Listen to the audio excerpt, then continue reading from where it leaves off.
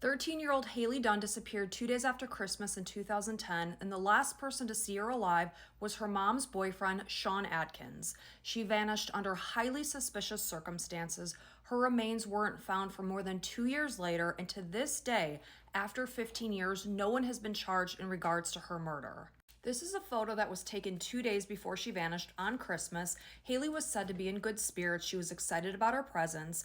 At the time, she lived with her mom's boyfriend Sean, and her brother David.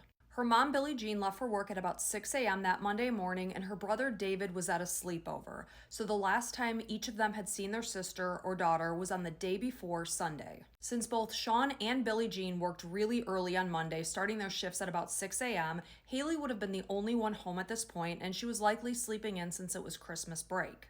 But incidentally, Sean just so happened to quit his job that morning in Snyder, Texas. Apparently, he went in, he got a Coke, he got into a fight with his boss, and then he left. He told investigators that he left work in Snyder, Texas, and went straight to Big Spring where his mom lived, but cell phone data proved otherwise. Hailey and her family lived in Colorado City, Texas, which is about a 37-mile drive from Big Spring. So his cell phone was pinging near their house, and again, Hailey would have been the only one home at this point. And there was a gap in pings on his phone between 7 and 9 a.m. He had likely put his phone in airplane mode or turned it off at this point. He was at his mom's house for a certain point that day between 9:38 a.m. and 2:40 p.m., and then he left and headed home. He would have gotten back to their home in Colorado City right around 3:15. He said when he got home, Hailey was getting ready to leave. She was heading across the street to her dad's house and then going for a sleepover at her friend Mary Beth's. And the next day, when she still wasn't home, this is Tuesday, her mom started to get worried and contacted Hailey's dad, Clint.